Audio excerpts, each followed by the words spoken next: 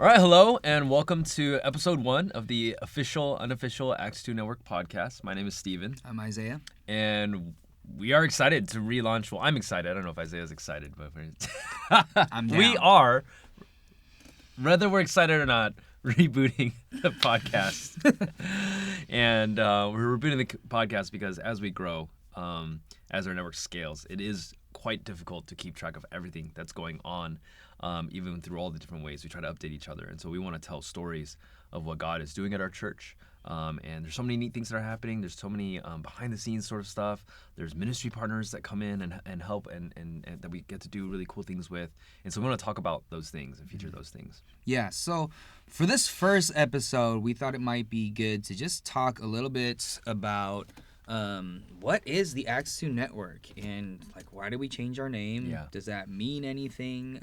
What about this new mission statement, which I think was kind of a big deal. So quite a few things have changed Yeah. since our last podcast, and so we just want to kind of frame everything. So how should we do this? Well, maybe Steven, you can explain. Well, how would you explain to somebody, either who's been in our network or our church for a while, or someone new to it, like why did we make this move to change our name to Acts2 Network? So we're Grace Point, now we're Acts2 Network. Like, what's the difference? Yeah, that's a great question. Thank you for making me answer it. I think I would say it really represents a new phase of our church. So I mean, I'm using the word church, right? So we're so used to using that word to describe who we are, and I think that's still a good thing. But there's a way in which that doesn't quite fit anymore. So Grace Point used to be like this church in like Berkeley, and as we planted churches, and we're at 30 plus campuses, 70 plus campuses, we're still calling ourselves Church Grace Point. And there's people in our network who have never been in Berkeley, right? They're growing up, and the way that they know our church is their local ministry. And so we're in a wide variety of contexts, a diversity of ministries and teams and things like that. And we're in kind of a new phase now, right? We hope that those relational bonds, and we think those relational bonds need to continue to stay tight and strong. But I think we're in a phase where, because of that scale and diversity, some things need to change, and now we're on 70 plus campuses, 8 I don't even know countries. the number. Yeah. Like, it's huge. And so network, at least that word, just seems to fit better for the reality that we're in. And then better to change the name when things are still tight and close instead of like when people are feeling like, oh, I don't really know you anymore, and then change the name. Then it's kind of sad. Yeah. And so, Yeah, and I think one thing that we also wanted to, as my understanding at least, is one thing that we wanted to do is to give people kind of a clear, maybe like a more accurate picture of like what sort of thing we are. So I mean, like I think biblically speaking, like we are a church. Like I would say like a lot of groups that call themselves like parachurches or missions organizations, like I don't know, if you look at the way it kind of worked in the Bible, like I do think those things are churches, and I think that's true of us too. Yeah, but I also think, so yeah, I mean, technically we are a church, but I also know that when people use the word church, they have a certain expectation of like what that's going to look like, and often kind of the way we are doesn't quite fit into that. So I think we also wanted to sort of capture who we are and like that difference a little bit, that no, we're not just a typical local church, we're a network, and in a way we're something closer to like a missions organization, or a word we've tossed around is like a order, which sounds a little weird. I don't really like that word. Yeah, I'm not a big fan of the word, but I think order it in the sense of like a priestly or like the monks, like that kind of monastic order. Yeah, so we're not just, a place that sets up and invites people to come in. We're a little more than that. Like our motto is, hey, we are now launching lifelong kingdom workers for every college town. And so what we're about is saying, hey, come into this place not just to, absorb a message or sit through a service, but really if you're joining us, we want the understanding to be that, hey, our whole thing is we're going to turn you into a lifelong kingdom worker. And we recognize it's not for everybody, and that's not what a lot of people are looking for in a church, and that's fine.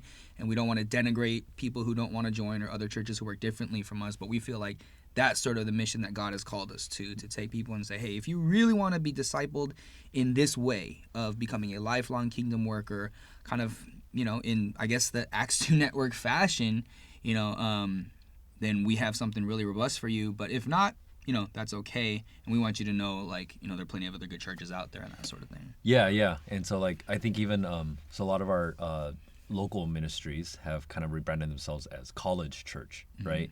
And even that, like, that intentional decision is so that, church, like, you think of families, you think of, like, that sort of thing, but we're unique in that we target campuses, college campuses, right?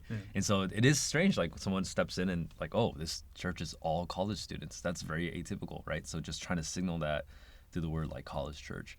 And so, yeah, we're trying to be more upfront with who we are, and bring that clarity.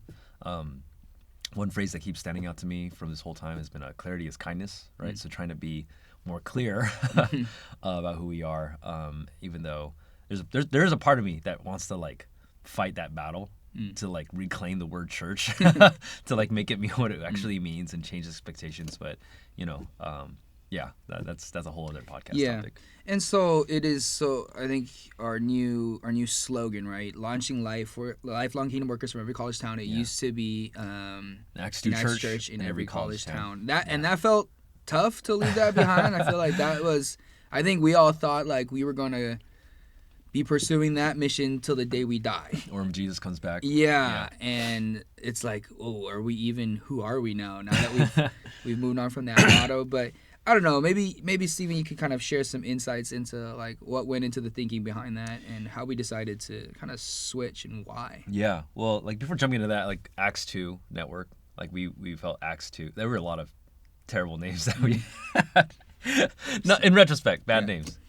Co-vocational network, tent makers. Tent makers was give a little. Tent makers was my thing. I still believe in that name. I was not for tent makers. We were on the opposite side of that debate. But I think Acts2, that really being, it's that community, it's that togetherness, it's that church's family, that connection that really enables us to do everything that we do. Like, why do I feel like I can go church plant? It's not because I'm doing it on my own. It's because I'm doing it with my friends, right? If my friends weren't doing it with me, I don't think I would go, And so those close relationships, that community, we really wanted to, like, make sure that was preserved. And so we that took carried care of that. over. That carried over. Okay. And so then launching Lifelong Kingdom Works from every college town, still there. Still believe, college ministry, college campus, unique place, unique time in people's lives. Very special opportunity there. For someone to receive the gospel and have their eternal trajectory changed and their lives transformed. That's still a time where people are open and asking questions. And yeah, we just felt like, okay, that needs to be preserved because we want to launch people from the college town, right? And then launching Kingdom Workers, I think the idea there is whether you stay with our network or not, we want everyone to, when they encounter us, have this thing that gets rubbed off of them, which is, like, my primary identity is that I'm a gospel minister. It's not just a pastor who's doing the ministry from the pulpit. Ministry is not just for the professionals, but it's the priesthood of all believers, right? Every believer is called to gospel ministry, and we want, like, you can come and experience that and see how that is lived out, and then wherever you go from there on, we hope you carry that identity with you, right? Yeah, and I think it's also kind of a reflection of sort of our changing picture of, like, what our church is going to look like or what our network is going to look like in the future, where I think for most of us, like, when we were in college, the picture was always, it was going to be pretty standard. Like, we're going to go to these college towns, we're going to start a college church that reaches, like, a big group of college students that are all coming together.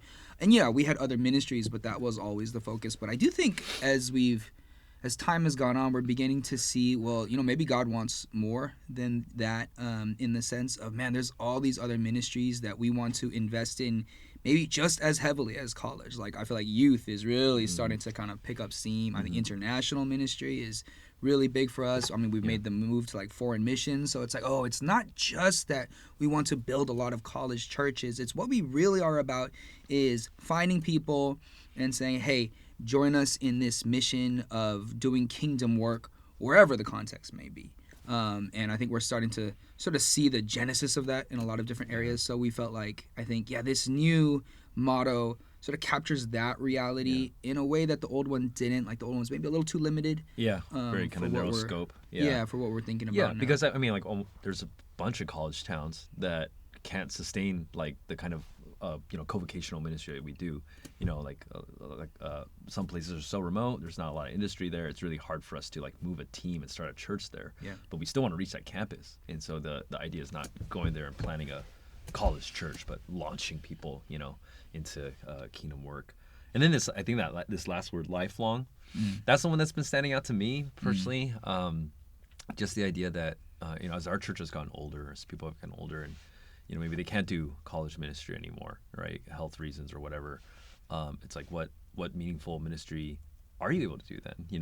Can we continue to have you engaged? Because people want to stay engaged in ministry. So whatever season of life, what support do you need? What meaningful opportunities, what context do you need to be meaningfully engaged in gospel ministry, right? And I think that's something that I was surprised seems to be unique and a distinctive, right? That whether you're a young single 20-something-year-old or you're a 30 whatever mom with 2 kids, all the way up to 50, 60, you can be engaged in meaningful gospel ministry. You just need the right support and context for that, right? And I think it's really neat that you hear stories of people engaged in ministry in college or through the 30s, and then they burn out, or something happens in their life and they kind of step away, and a lot of them don't come back. A lot of them don't step back into it, right? And so we feel like that's tragic. We want to support people. We want to enable people to stay engaged in that, to keep doing the good work that God has prepared for them to do.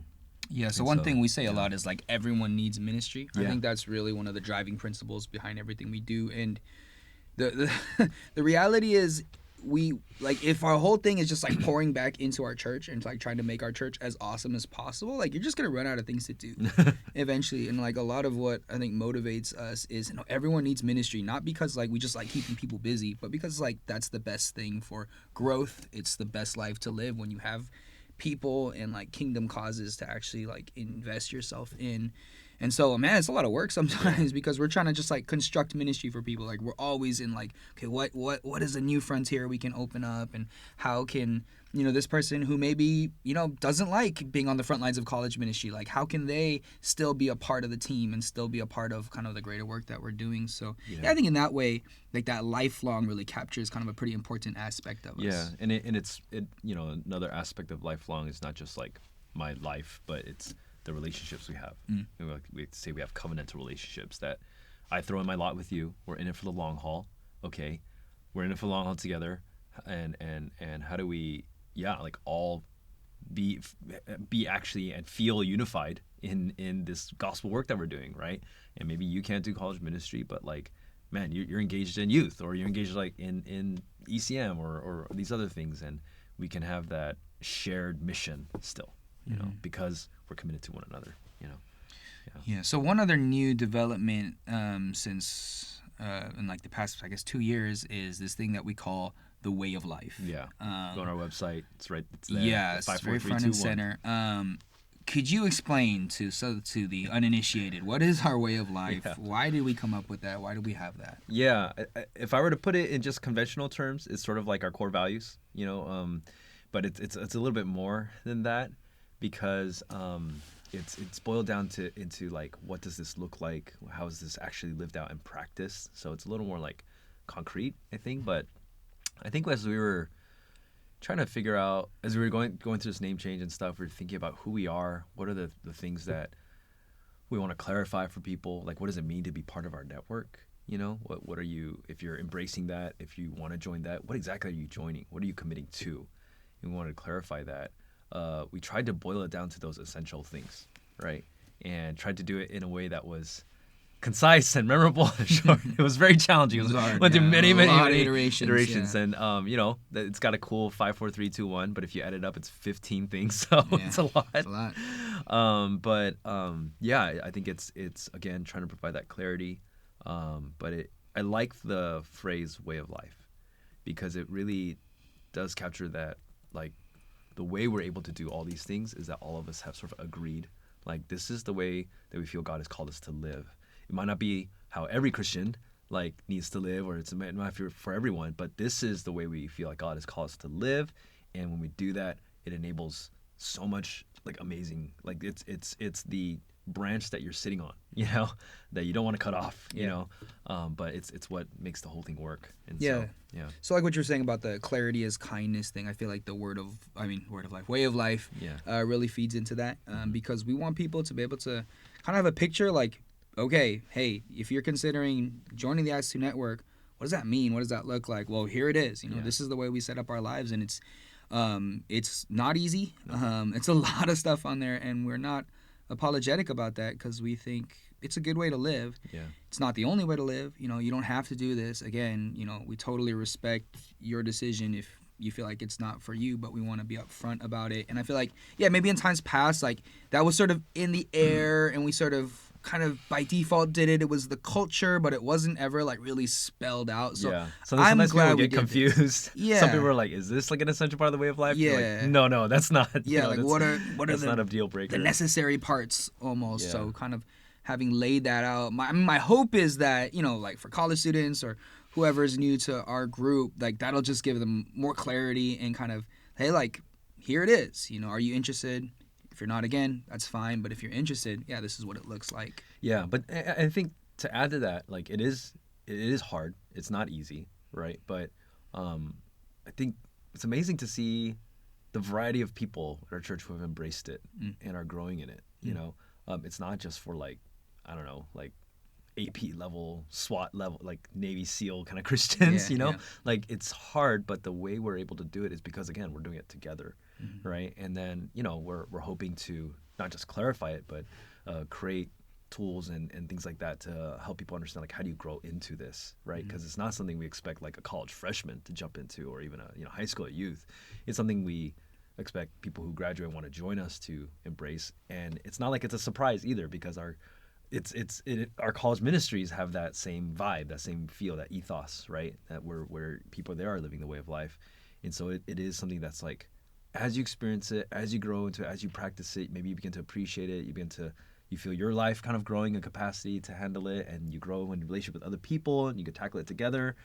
And then there's like a, wow, yeah, this is the way I want to live, you know? So it's not so much like a take it or leave it kind of thing. It is a little bit of that, but then there's also this other, I think, softer side to it too. And I think something that I have to explain to people sometimes who are kind of wondering about this whole way of life, and like, why does your church like network?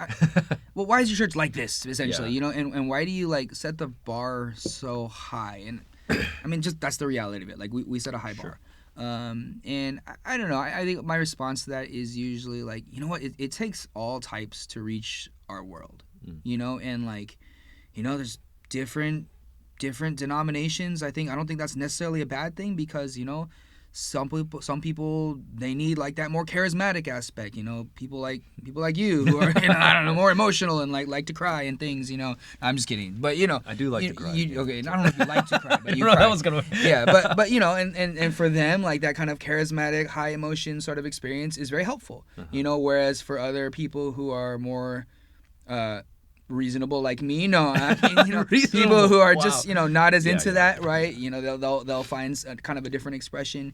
And I think sort of we look at our world and we say, hey, I think there's a need for this kind of church. You know, and this kind 100%. Of group. And so we say, hey, we're gonna try and fill that slot. And I don't know, I guess I say, you know, even if you're not into that, like, I would ask that you respect our decision to be that way. You know, because I think, we have a certain mission and a certain goal and a certain cause that we're set on. And I feel like, by kind of embracing this way of life, it positions us to fill that. Yeah, I like the way you put that, because then I think you know, just it's kind of relevant. The thing I would add to that is we're not the first ones with the way of life. Either, you know, like this whole idea came out of, again, this idea of a monastic order. There, you know, recent books like, we're not monks. We're not actually monastic, but the idea. Like, there have been times in Christian history where, like, that order came about, like the Benedict option, you know, the Benedictine order, and they had a way of life they wanted to commit to, and for like that time in culture and in history, it was like, wow, I'm really glad they did that, because without the monks we wouldn't have like literature, right? We wouldn't have literacy and stuff like that, and so we're not the first ones to come up with it. We kind of took inspiration from them and mission organizations and stuff like that. We felt like, hey, if we were to define our core values, that actually fits us really well. And so Yeah. we sort of adopted that as a way that we wanted to clarify that. So Yeah. yeah. And I think that kind of brings us back to this podcast a little bit, because I think overall, if you're kind of reading between the lines, like as we've embraced this identity of a network and not just like a typical church, I think one of the upshots of that, or one of the outcomes of that, is that we've just gotten more complicated, like there's just like more types of ministries and more stuff going on and all sorts of things happening. And part of our hope for this podcast is that it'll help our people, as well as people on the outside who are interested in learning more about us. Like, it'll just help people get a handle on like, what is this thing and what does it look like on the day to day? And maybe if you are like a college student, thinking about like, hey, do I want to join this kind of weird group or not? Like, it'll help you sort of sort through some of those things and make that decision. So I feel like, because it is hard to understand, even as we talk about it, some of this we're like, as we talk about it, like, oh, this is kind of complicated. It's kind of hard to explain. So hopefully this will give you sort of that lived experience aspect of it. Yep. That's my hope. Yeah. And so that I mean, just to give a framework of that complication, 70 plus campuses now, 8 countries. We have ministries all the way from kids to like elderly care. Yeah, we go cradle to the grave, man. Cradle to the grave, man. Like, and then ministry opportunities for everyone. Same. Even the kids are taking ownership over the younger kids. All the way to and reaching out to their friends in elementary school, all the way to older people. I'm just humbled actually to be part of that. I feel like that is. It would just be so much easier to just like pick one thing and just like be really good at that. Yeah. But because we are covenanted to each other, it's produced something kind of complicated, but I think very beautiful. As you hear all the different stories, as you see all the different things that people are trying to do to spread the gospel, as you see the way that people are trying to live life, I think if you step back, it is actually a very beautiful picture. It can be intimidating, it can be kind of crazy, but messy it's but beautiful. Whoa, like what is driving all this? It's the gospel. It's the love of God for us, right? And it, through Christ dying for us on the cross. And this is one. Hopefully, you see one very beautiful way that gets lived out. That's very true to the gospel and the Word of God. So, I feel like that's a good note to end on, huh? Yeah. So maybe we can end it there. Thanks for joining us for our first episode of the official, unofficial Acts2 Network podcast. I always get that backwards. Yeah, make sure to like, subscribe, and we'll see you in future episodes. Yeah, looking forward to it.